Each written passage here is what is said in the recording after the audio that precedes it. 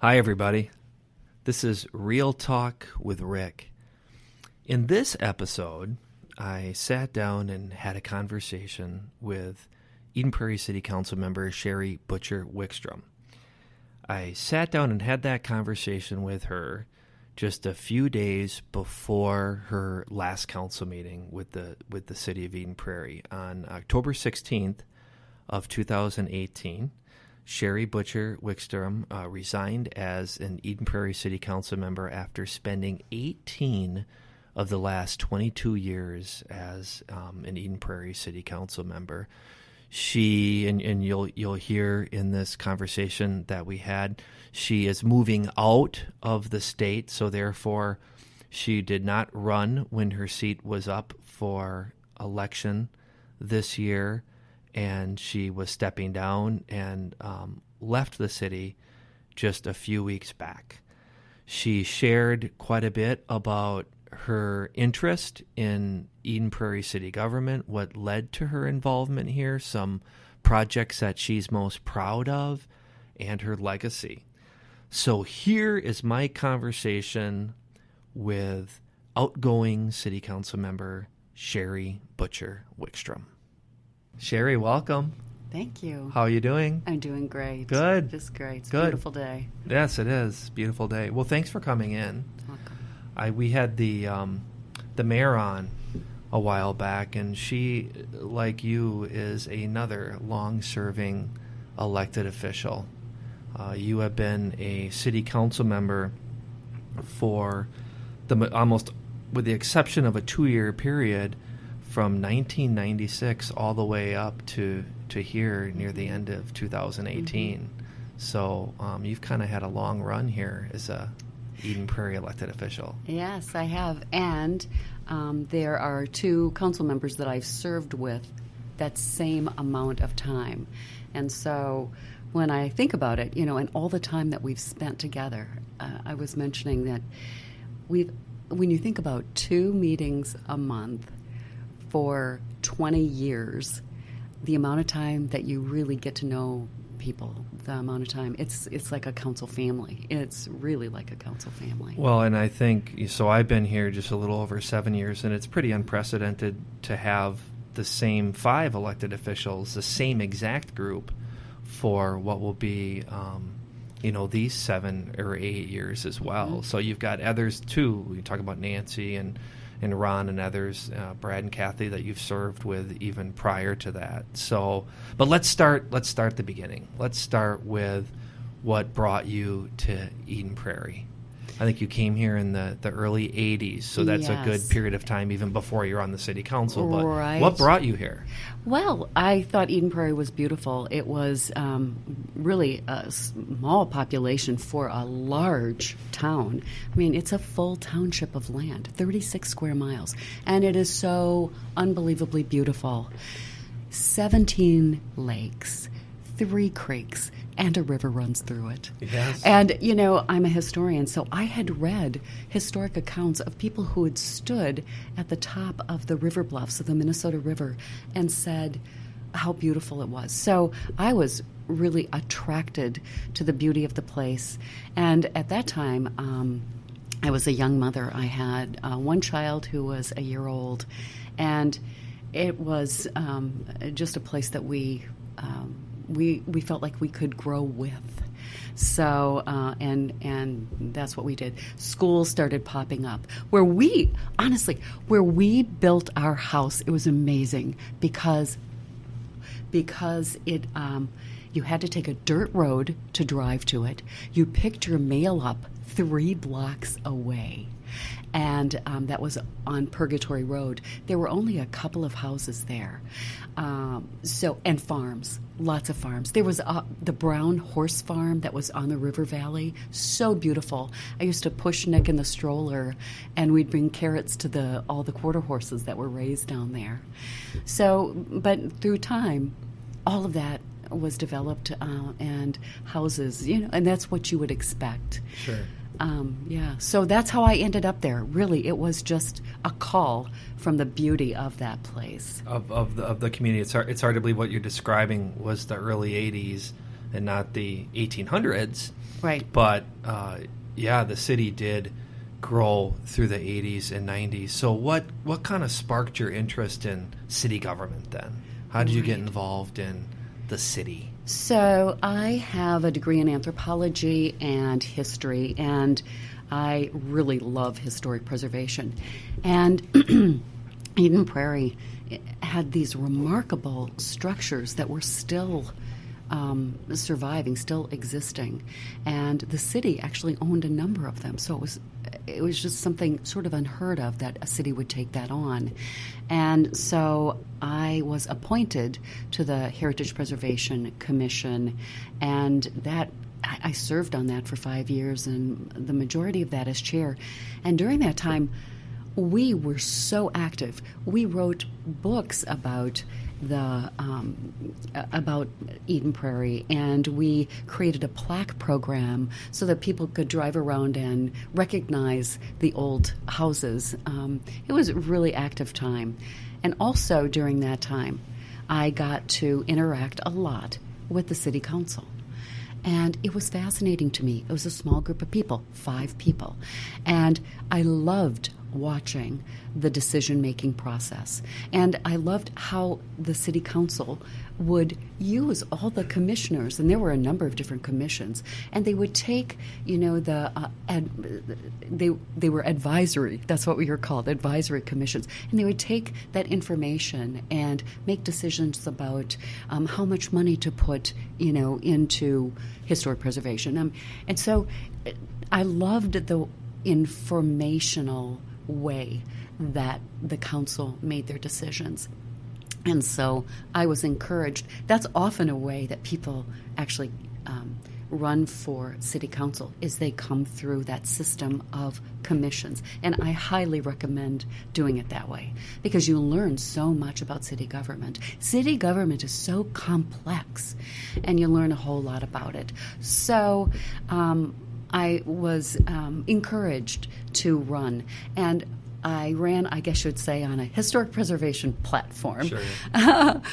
But so many people were interested in historic preservation. So, and it was a time also when we were having this referendum that we were trying to figure out if the residents wanted to spend money on saving big woods and prairie. And that referendum passed 17-1. That just shows the commitment of the residents, and many of them had been here for a long time, of how they wanted to preserve this beautiful, beautiful place. And even now, there's almost 40% of all of Eden Prairie is an open space of some kind. So you can see big woods, you can see prairies, you can see all these wonderful historic structures. You can go in them, you can go to events at them. I can't say enough how unusual that is for a city to make a commitment like that, to create a sense of place. And you're right, because the time to do that, the time to set aside land, to preserve buildings, is prior to when much of the development is happening, or while it's happening. So I think like the big woods and what we're seeing now, even along the Minnesota River, is taking that time to set aside and preserve the park and open space. Yeah. So you were there at that beginning of that, and a big part of that. Yes, and there will be other opportunities too. A river runs through us. I mean, that's what I always think. And it is so beautiful, the river bluffs. It's such a beautiful place. We have opportunities in the future to become more river-oriented as a city. I mean, so I think it's a constantly evolving.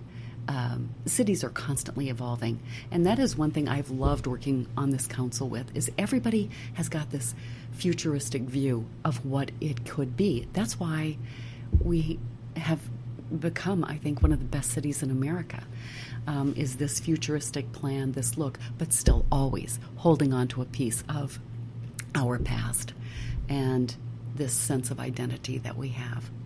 Well, I think that as well, when you talk a little bit about coming from a commission or a committee, we have 6 of them right now. I think we've had a number over the years, and most people do get involved and run because they volunteered for something, be it with the parks or even with the planning commission with their background, and then they're encouraged, to run for office, like you said. But yet you seem to have that strong connection back to the commissions, because it's still the same today. It's still this idea that you as an elected official, you ask these commissions for their advice and for their assistance and for help with community education and community involvement. So that I can tell that's still very close to how you feel as a council member. It is, you're right, it's great. Me as a city manager, the best thing is that someone who gets involved with the city starts out by volunteering or being on a commission and then eventually running for office, which is how you came through. Yeah, makes a big difference. Local government is extremely complicated. I mean, it's so complex. And my advice to anyone running or having an interest in any kind of service in the city is really, especially if you're running for the city council, really and you get elected, so take a full year and learn all there is. And I would always recommend not coming with an agenda, but coming with an open mind. And in fact, that is one of the most wonderful things I have loved about Eden Prairie, serving in Eden Prairie, and that is, when I first got on, there was this ethical code. Was it a code of ethics? Code of ethics, right. For city council members. And and you signed off on it, right. I believe. So you know what that code of ethics says is, come with no judgments made. Come with an open mind. Come with a neutral perspective.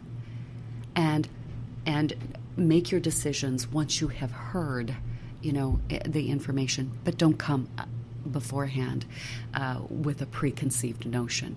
And that is the very best advice and the best way, I think, to serve on the city council. Yeah, come with a neutral mind. I think it's interesting that people will ask and an issue will come up on the agenda, or there'll be a project, even if it's not controversial, but it'll be some type of policy decision or project that you will be voting on, and people will sometimes ask, what's going to happen? What's going to happen? I have no idea. You've got to come to the meeting and find out, because truly, people come with an open mind. Yeah. They listen. There may be testimony now. It used to be, I'm sure, when you started, almost all testimony was maybe a written letter or who came to a public hearing. Now with social media and email, you guys get bombarded with so much information. But you truly, government is made, decisions are made at the dais. It truly is. Yeah, that's very coming very with true. an open mind. Very true. So what maybe some observations over the last 20 plus years as a council member on how Eden Prairie has grown and developed and changed? What would be some of the things that you think about, Sherry? Yes. So one of the foundational documents that Eden Prairie has is a comprehensive guide plan that started in 1968. 1968. Now, I moved here in 1981, and there were about 15,000 people. So imagine 1968. A lot of farms. And folks who created that comprehensive guide plan, they were farmers who loved the land, and they believed where things should be located, where retail should be, where commercial should be, where industrial should be, and where people should live. And so we have followed that comprehensive guide plan from 1968, I would say about 98%. Right. Yeah. So that has been enlightening to me that there was this original plan that we have been able to follow. And also, I think we've done a really good job with the development. So developing from, so we're about 65,000 people now. So imagine how many people, how many households that has increased. So figuring out how how we develop, what the density would be, what it would look like, how neighborhoods would interact and intersect. That's what we spent a lot of our time on early on in the council. And working around the natural features of the city. You talked about the river running through it and the lakes and setting aside land for parks, right? Absolutely. And that, I think, was one of the most wonderful things we did, was the philosophy that we would have a place to recreate for our residents within a half a mile of every household. Yeah.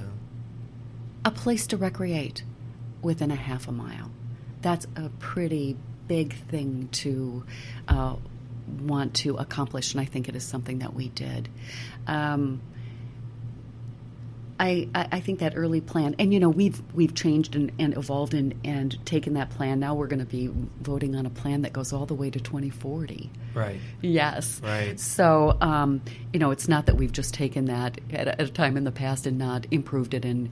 But really, I think in terms of how we look and how we sort of operate, where we place things, that was based on an early plan that folks created. That I would say that you're, as a council member, you're a steward for. Yeah. In every 10 years, including what action you might take in reviewing the plan or submitting the plan on tomorrow, whatever updates or tweaks that you make every 10 years, you're exactly right. You're still following a plan that you could see glimpses of the original plan from the end of the late 1960s. You're right. So steward of the comprehensive plan, but you've also been a steward of the environment, right, as well. So do you want to talk a little bit Yes, about that? Yes, I do. In fact, when we moved here, we moved about a mile from the Flying Cloud landfill, and honestly, we just found, a beautiful lot, a wooded lot, and we built. And there were lots of other young families there. Well, before long, you could tell there was a landfill. There was an impact to the air quality. You could smell the landfill where I was from, even. And then also there was sort of a sea of vermin that was running up and down, and it was dangerous. And it actually was on the Superfund list. It became on the Superfund list, but it was still operational, and it was so close to residents. And so a lot of young mothers, just like me, we'd get together and we'd talk about how frustrated we were and what can we do. And there was an international company that owned that and operated that landfill, Browning Ferris Industries.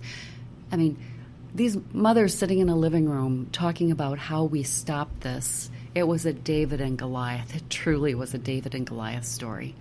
But we felt so strongly that it was hurting Eden Prairie by having this landfill there. And not to mention, the landfill is situated directly above Sugar Sand, which was directly above the aquifer, the Prairie du Chien aquifer. Not good. So anyway, I walked the neighborhood. Well, by that time because we did this for years, I'd had a second child, and I would put him in a backpack on my back, and we would walk the neighborhoods and hand out flyers and have meetings. And I'm not kidding you. After doing this for a few years, we would have 1,200 people meet at Pax Christi because they too were concerned. So I would take that baby on my back, Neil, in a backpack. That's when I met one of our representatives from Eden Prairie, Sidney Pauley, was at the state capitol when we were demonstrating against the landfill. Sure. And my little boy on my back had this little sign that he had on a popsicle stick that said, BFI, take a hike, because, we wanted them to leave. We wanted them to close the landfill. So at that time, because, obviously there are, several landfills throughout the state. Were they considering at that time possibly closing, relocating? No. It was just something that the neighborhood you and others got very, very involved with the city and state level to close that landfill. Yes, and we knew, we went to our local officials, and they said, you've got to go to the state level because, where do you put landfills? Where do you put them? It's a really contentious political question. But that's what we did. We went and talked to our legislators, and then the Pollution Control Agency got involved. Eventually, what happened? We got that landfill closed. And it still remains closed. And Browning Ferris Industries, they had to put a clay or a liner underneath, and then they had to put a big cover on the top. It sits there today, but I can tell you, once I did get on the council, and that it was a huge topic, when the question came up that we might actually reopen it and add some more landfill to it, I can tell you that did not go over very well with me. Sure. Because having a history of finally getting that thing closed, and it was a disaster. But how long? What was the period when it had closed and there was this discussion of reopening? Was it like a month later, a year later? Oh, that was many years later. I mean, Okay. it was like 16 years 16 years later, maybe so longer. So there was this discussion, even after it was capped and closed, it could still possibly reopen. Right, and Okay. that's why I was so happy to be serving on the city council, because I had this The history right. of I mean, how often do you do a group of mothers, young mothers, get to fight a huge organization or a huge company like Browning Ferris and get them to close a landfill? So I was really glad to be able to bring that history with me and to be able to say I have to vote no on that and try to influence other council members, which was very easy. Right.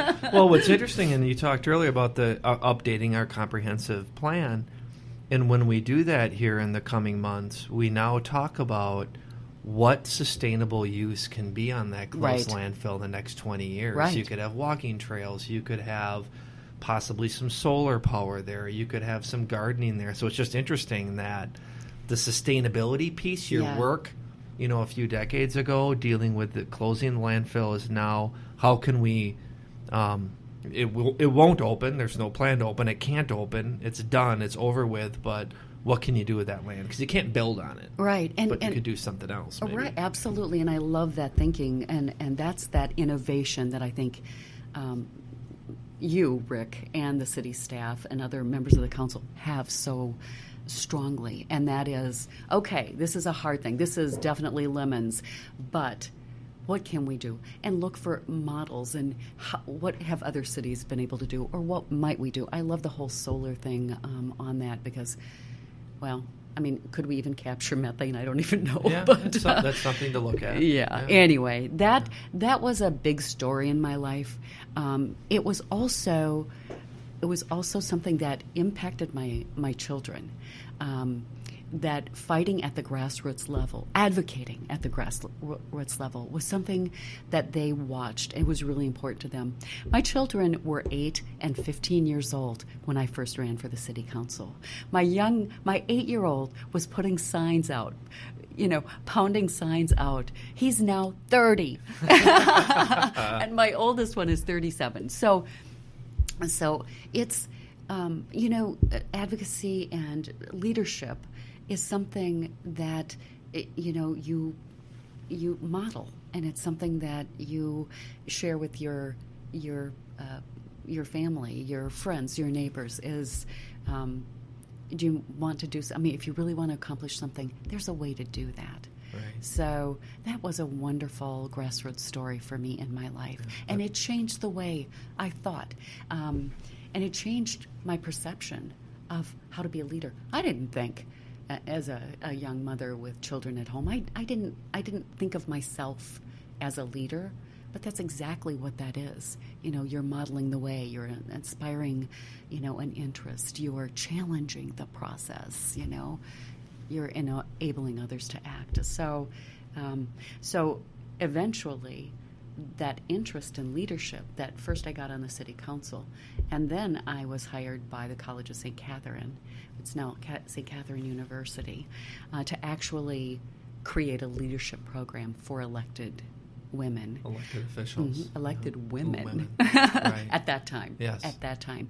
And wonderfully so. I was able to tap into some fantastic leaders. Amy Klobuchar and I worked together on workshops for elected women, and we would set up these scenarios about advocacy, and one would be, what do you do? What if you had a smoking ban? Should there be a smoking ban? How would that look? And groups would have discussions, and how do you make a decision around that? So I worked very closely with Amy on that, and it was and obviously she's quite a leader herself. So yeah, absolutely. No, yeah. it's not something where you're doing the work as a council member and that's where it stops. You have, your career, some of your work that you've done involves, local government leadership and leadership development. We'll get to that later too. I want to talk about some of the other work that you've done and what you're going to do. Thinking about your time on the council, what would be, maybe looking back again, what would you say, Sherry, were some of the best things that happened, best accomplishments, highlights of your time here as an elected official? Well, I think some of the best accomplishments is really the way the city has developed and where things are located. I think it's just a beautiful, beautiful place. It's a place that you can access trails, you can access parks. It's I'm very proud of that, and I think it attracts people to come to Eden Prairie. I think the schools and the parks, and the parks and the trails, and no the doubt trails. about it. You're right. Yeah, Money Magazine said so. Yeah, right. And also, those things absolutely important. The beauty.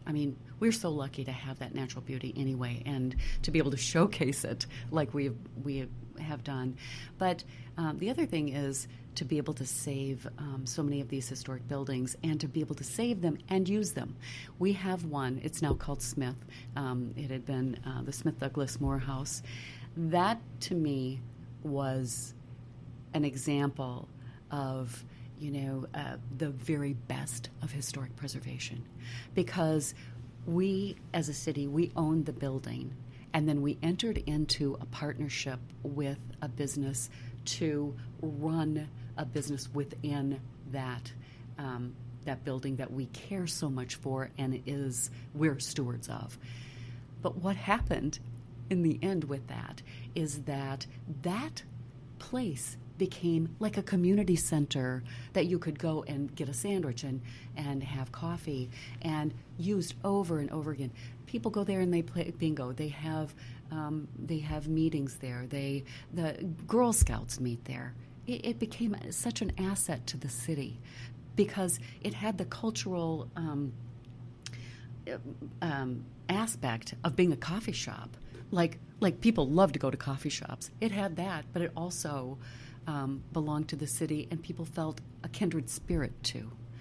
That's called adaptive reuse in historic preservation, and it's a model that other cities use as well. Yeah. It is that preserve and prosper.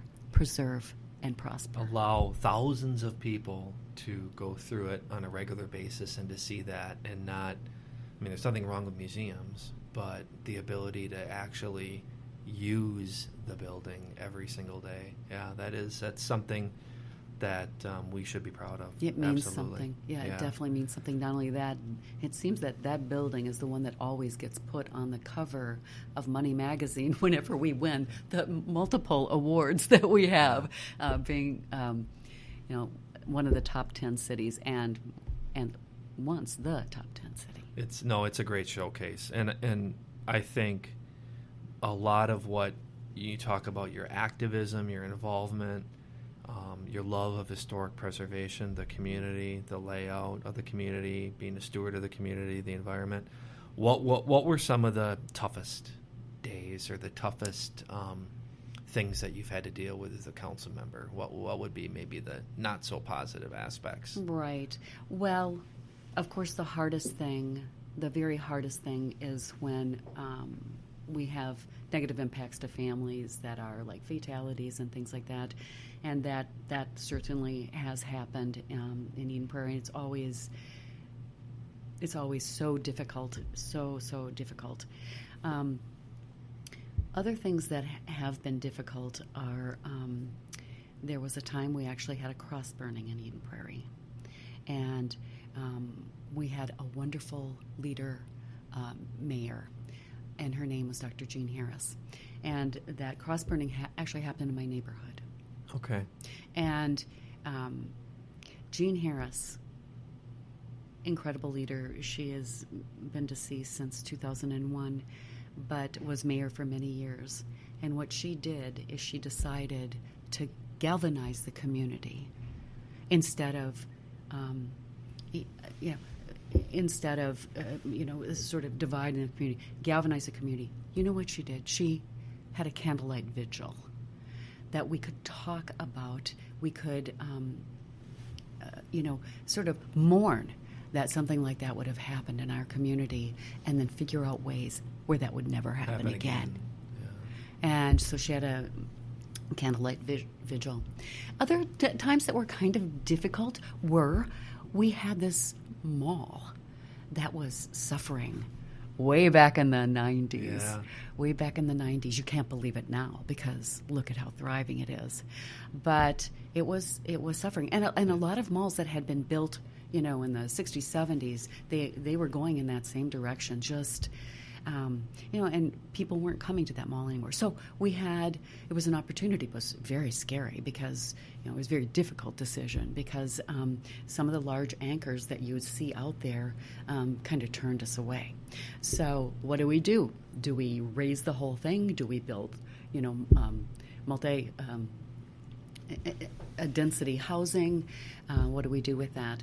Well, we decided that we would do some really incredibly creative financing called tax increment financing, because at that time the mall couldn't do it without it. They couldn't grow or change without it, and so we used tax increment financing.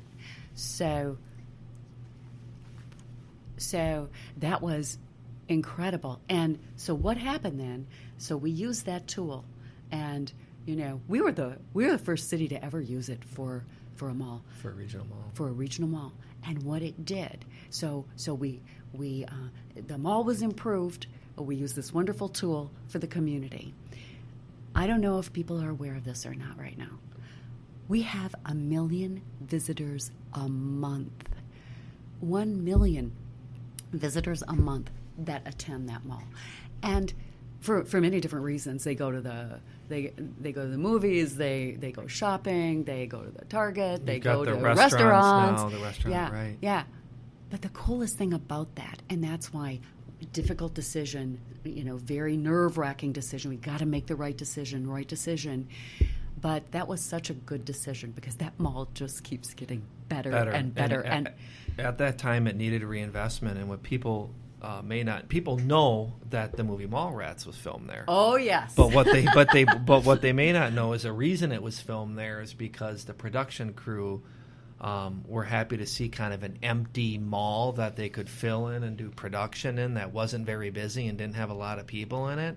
So that's the claim to fame to having the movie filmed there, but not so great. And the other thing, and this reminds me, Sherry, I'm told that you may be the person responsible for bringing Von Maur here. So I think you had some involvement in that, and having Von Maur, that great department store here, didn't you? Right. Well, so I was really interested in getting a really great high-end store, one that offered so many benefits like free gift wrap and, all that stuff. So I did. I went to Chicago, and in a suburb in Chicago, there was a mall not dissimilar from the one here in Eden Prairie, and they had retrofitted a Von Maur in there. I walked in and I fell in love. The piano playing, the piano player, and just beautiful. It was exactly what I thought that Eden Prairie needed, and so we created a well, I came back and did a slideshow. Back then it was a slideshow for the council and said, this is what this looks like. And everybody was all for it. Yeah. So now we have on Maur. So it's great. Yeah, that's good. No, I mean, the landfill's a big deal, but there might be a lot of people listening that will want your legacy to be Von Maur because that's their favorite store. But that's... No, that... And again, I think your examples, too, of the cross-burning and even the mall, where how do you make something positive out of something difficult or negative? So maybe talking a little bit about legacy. Is there, how would you want your time here to be remembered? When you think about the time that you spent in the community, how would you want to be remembered? Well, I guess what would matter to me is that all that work that a whole bunch of us did on that Heritage Preservation Commission, and then after that, on the City Council, because the council is very supportive of all of the historic properties that we own. I would hope that would be sort of remembered as something that really mattered to me, creating a sense of place by preservation, by the actual use of all of those properties that we have, and know that we are a rarity, that we are a city that has those, but also know that we've benefited so much from having them. Our residents have benefited so much. So we're not a cookie cutter. We are not a cookie cutter suburb. And I'm not going to mention names, but we are different, and we don't have what you'd call a downtown like Excelsior, but we have so many wonderful places that people can appreciate and go to during different times. And it's not all buildings; it's also landscapes and archaeological sites. I love this place so much. And I have loved it for 35 years. Loved it. People before me, way before me, that came in, in the BC, really long ago, they loved it too. And BC, we're going way back. Yeah, we are. Okay, all right. Yeah, way back. Yeah. So, people loved this place. They settled here. They buried people just like we do here, and those resources, those assets, are still a part of this city.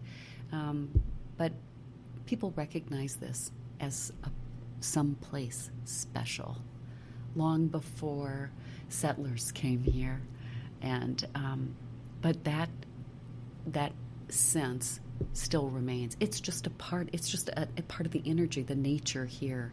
It's a really special place. Yeah, that's great. So what?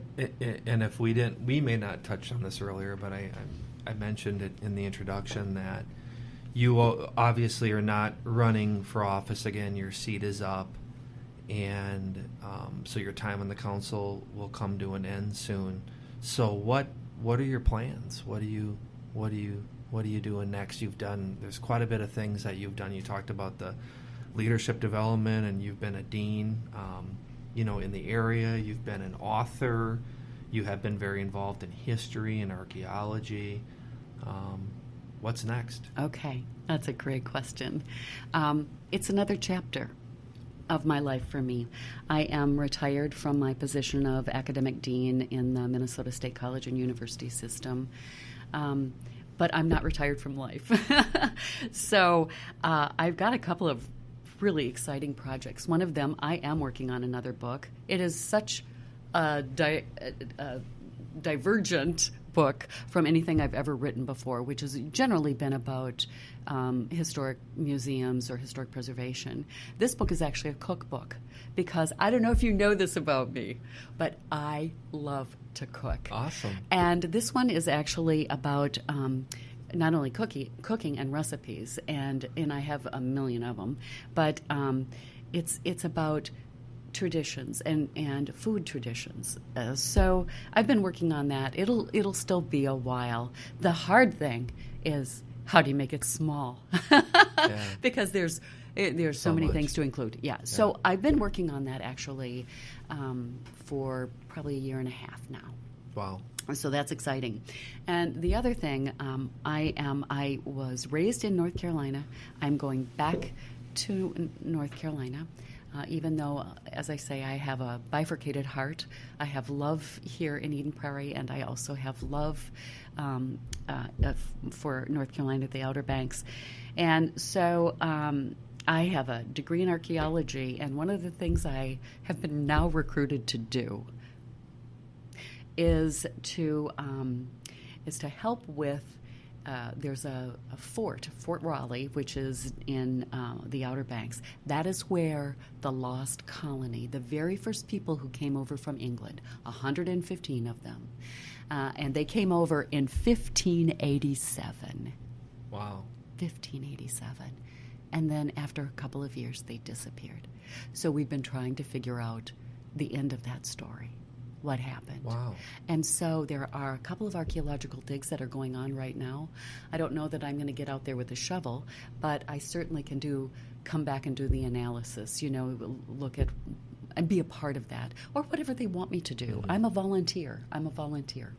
So, but I've already talked to the cultural resource manager. Yeah. So that is exciting to me. I haven't really gotten my hands dirty like that since I was in graduate school. So this will be a lot of fun to dig in the dirt again, maybe. Yeah, absolutely. And just so you know, I know from people I've talked to and people I work with, you are going to be missed here. There's just such a lot of great work you've done over the many decades you lived here, and you're going to be missed, Sherry. So thank you so much for everything and for coming on today. Oh, thank you. Oh, believe me, I will miss all of you too. Yes, you've all been so much a part of my life. You are really part of my family. So anyway, thank you for the kind words. I will miss all of you too. Thanks.